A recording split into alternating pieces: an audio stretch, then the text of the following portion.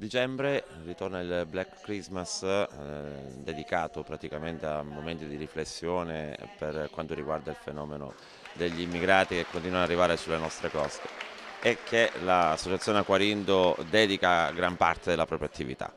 Oggi un incontro di riflessione con i ragazzi delle scuole medie superiori della città di Favara, un dibattito che ha come fine cosa? Allora, il fine primario è quello di sensibilizzare comunque tutta la cittadinanza che devo dire, specie nel territorio del Favara, ci ha sempre seguiti, ha accolto questo flusso di migranti veramente in maniera entusiasmante,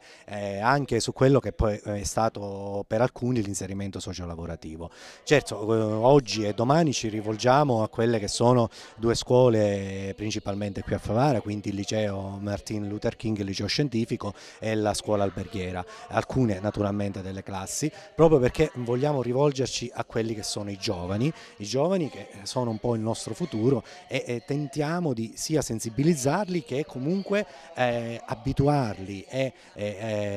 ad accettare sempre in maniera più entusiasta quello che è il cittadino straniero ospite nel nostro territorio. Tra l'altro il 2013 si sta chiudendo, mancano pochi giorni e quello che viene rimarca subito è che quest'anno, il 2013, è da annoverare tra gli anni più terribili proprio per quanto riguarda le vittime dei viaggi della speranza. Esatto, abbiamo delle statistiche ben chiare da parte del servizio centrale, quindi la parte del Ministero dell'Interno che si occupa di accoglienza in Italia, con numeri diciamo tra virgolette spaventosi. Avevamo 3.000 posti assegnati per il territorio italiano, a quest'anno siamo già a 16.000 posti, quindi statistiche di circa un mese fa. Voglio dire, l'afflusso non si ferma, anzi continua e una riflessione che faccio io, non pensiamo soltanto a quello che insomma un po' anche voi come mass media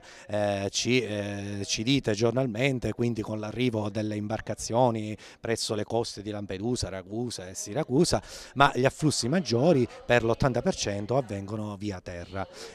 Questo lo dico perché spesso ho avuto gli ospiti del mio progetto, ragazzi provenienti da Pordenone, da Bolzano, e non riuscivo ancora a capire bene questa cosa. Quindi